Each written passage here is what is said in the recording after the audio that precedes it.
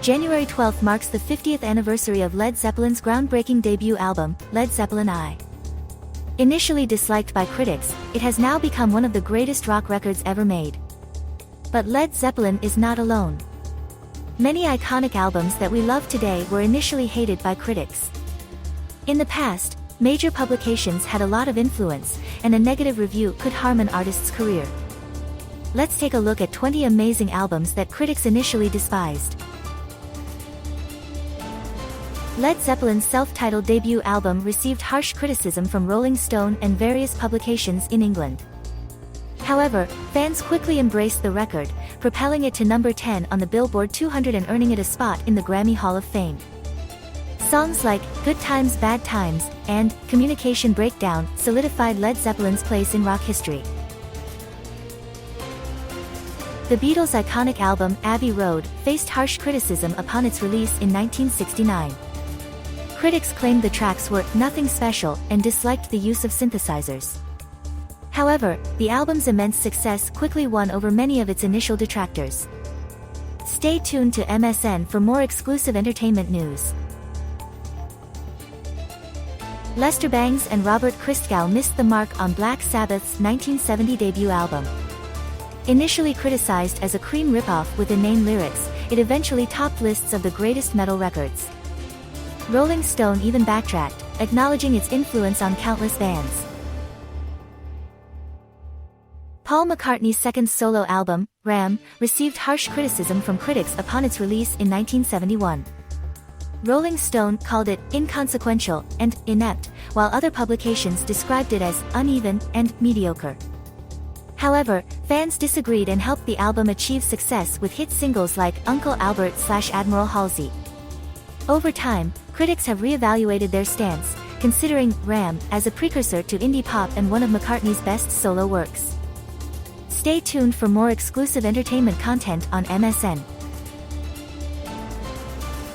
The Rolling Stones album, Exile on Main St. was unappreciated upon release in 1972, but later became one of the band's greatest albums and a rock music classic. Critics initially found it inconsistent, but it was eventually ranked as one of the top albums of all time by Rolling Stone. Neil Young's 1972 album, Harvest, received mixed reviews, with some critics calling it a ripoff of his previous work. However, it went on to become the best-selling album of that year and even made it to Rolling Stone's 500 Greatest Albums list. Stay tuned on MSN for more entertainment news.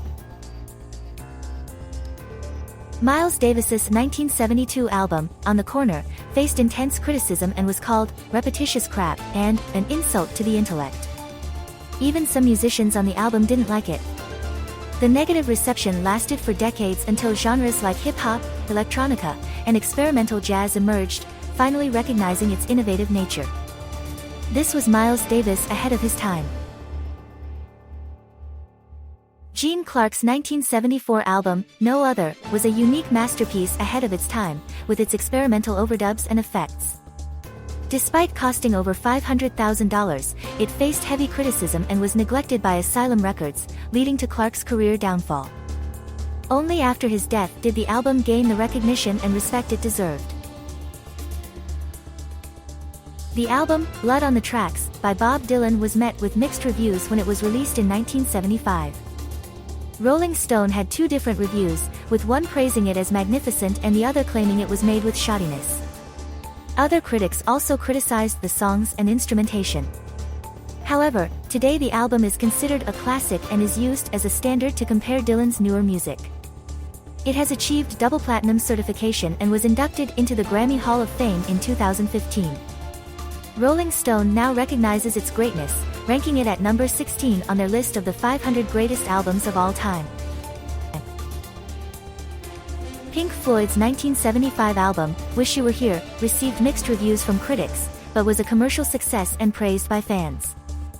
Despite initial criticism, the album became one of Pink Floyd's best and topped the Billboard charts.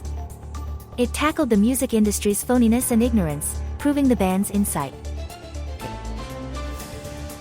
AC/DC's debut album, High Voltage, faced harsh criticism from Rolling Stone in 1976, with the vocals being labeled annoying and the music mindless. Even a few years later, the magazine still trashed it. However, despite the critical reception, fans loved it, catapulting AC/DC to rock god status and setting the stage for their successful career. The Sex Pistols' debut album, Never Mind the Blocks, Here's the Sex Pistols, faced incredible backlash upon its release in 1977. Local police warned stores not to stock it, charts refused to list the title, and newspapers slandered the band. The BBC even banned the song, God Save the Queen. Despite all the controversy, the album debuted at number 1 and remained in the top 25 for an astonishing 60 weeks. It has since been recognized as one of the greatest albums in music history. For more entertainment content, follow us on MSN. Queen's 1978 album, Jazz, faced harsh criticism from the Chicago Tribune, Rolling Stone, and The Village Voice. Rolling Stone's Dave Marsh even dubbed Queen as the first truly fascist rock band. The Village Voice's review was even cruder, comparing the band to 10 cubic centimeters with an unsavory insertion. Cream called it absurdly dull. Despite the negative reception, Jazz achieved platinum status and peaked at number 6 on the US Billboard 200. Black Flag's second album, My War, received mixed reviews due to its departure from their iconic sound. Critics found it boring and compared it to Iron Maiden imitating Black Flag on a bad day. The experimental tracks on the B-side were heavily criticized. However, in retrospect, the album is highly praised for its influence on punk, metal, and grunge. Mudhoney's Mark Arm even cried upon hearing it live, and Kurt Cobain considered it one of his favorites. Michael Jackson's album, Bad, received mixed reviews from critics, with some calling it disappointing and lacking genius. However, the album's success tells a different story. It won 2 Grammys and sold over 35 million copies worldwide. In fact, Bad holds the record for being the first album to feature 5 consecutive number 1 hits, including I Just Can't Stop Loving You and Man in the Mirror. Clearly, the acclaim and commercial success of Bad overshadowed its initial lukewarm reception. You may also be interested to know which actors have the most Razzie nominations. Pearl Jam's debut album, 10, released in 1991, faced mixed reviews from music critics. While Mojo, Q, and Rolling Stone gave it positive ratings, NME accused the band of trying to exploit young alternative fans. Despite the criticism, 10 was later recognized as one of the greatest albums of all time, with Q ranking it at number 42. The album's success was undeniable, selling over 15 million copies, driven by hits like Alive, Even Flow, and Jeremy. Stay tuned to MSN for more exclusive entertainment updates. Radiohead's 1993 debut album, Pablo Honey, was met with mixed reviews. Critics called it mediocre, giving it average ratings.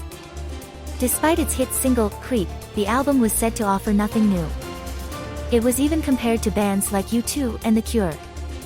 Not recommended by The Village Voice, Pablo Honey gained notoriety as a criminally underrated rock album. Korn's self-titled debut album, despite negative reviews, became a smashing hit. Praised for its heavy and unique sound, this record possibly kick-started the nu metal genre.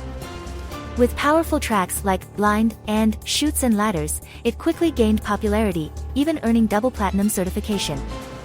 Stay tuned to MSN for more exclusive entertainment news. Oasis' second album, What's the Story, Morning Glory, faced harsh criticism upon its release. Critics called it labored, lazy, and generic. However, some magazines like Rolling Stone and NME recognized its worth. It eventually gained critical acclaim and reached the number 4 spot on the Billboard 200. With hits like Wonderwall and Champagne Supernova, the album became incredibly successful, breaking records in the UK with 14 platinum certifications. Weezer's album, Pinkerton, faced harsh criticism upon its release in 1996. Critics and even some fans dismissed it as juvenile and aimless. However, over time, the album miraculously grew on almost everyone and is now considered one of the band's best. Rolling Stone readers initially ranked it as the 3rd worst album of 1996 but later voted it the 16th greatest album of all time.